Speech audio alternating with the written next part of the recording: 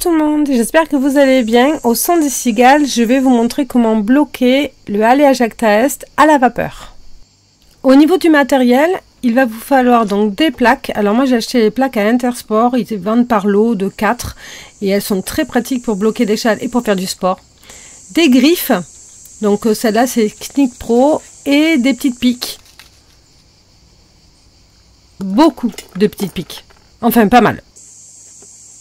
Ensuite, un nettoyeur vapeur ou alors quelque chose qui fait de la vapeur et le châle, bien sûr, la pièce principale.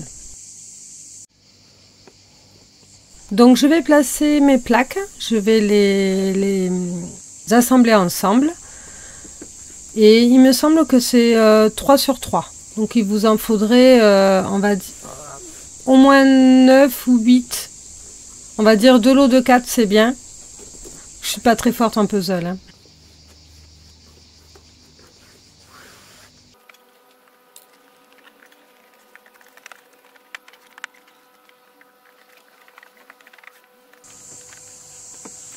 Vous prenez votre châle et vous mettez l'endroit vers vous.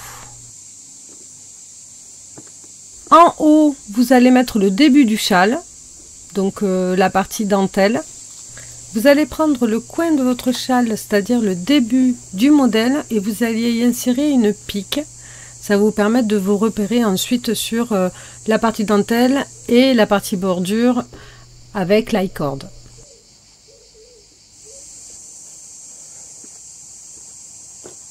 Et là, on y voit mieux.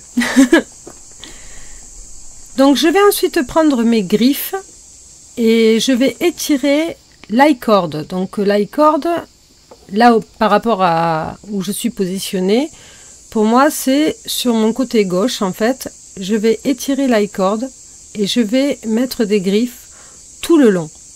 C'est la première partie, c'est ce qui va nous permettre ensuite de prendre les motifs, de mettre des petites piques après pour chaque motif de bordure du début, et donc d'éclairer et d'ouvrir tous les motifs qu'il y a sur le modèle. Je rajoute, donc c'est bien ce qui me semblait, un petit carré de mousse, et ensuite je me sers donc du motif et des petites piques et je vais épingler et faire comme des petites vagues pour éclairer mon motif de bordure. Le motif 1, donc du châle, le premier motif qu'on fait.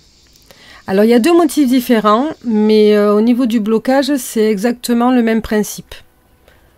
Chaque motif a sa forme et vous allez pouvoir repérer, une fois que vous aurez terminé ce premier rang, vous allez voir comment on peut ouvrir donc le motif.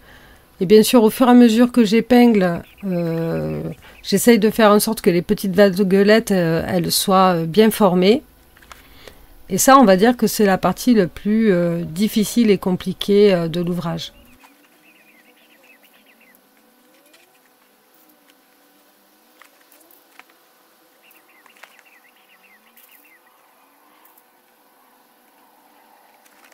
Et voilà, là j'ai terminé de piquer en fait sur ma bordure en dentelle, et ensuite tout simplement je viens étirer la bordure de fin en fait de mon châle, section par section, et c'est tout.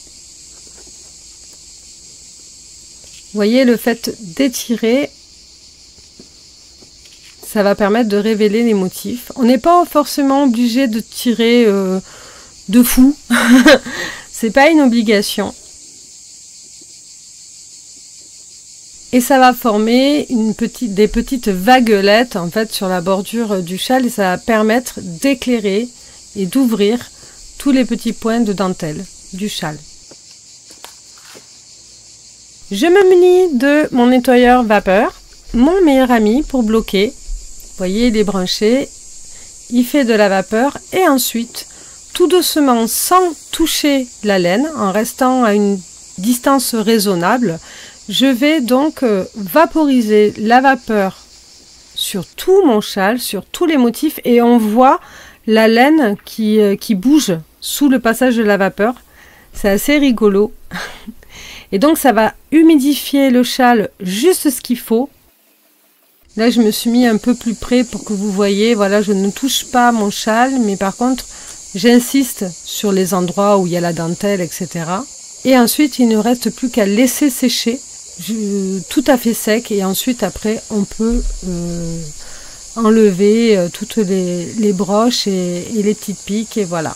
J'espère que ce tuto vous aidera à fixer convenablement tous vos projets tricot. Je vous fais des gros bisous, je vous embrasse très fort et je vous dis à bientôt pour une autre vidéo. Bye bye!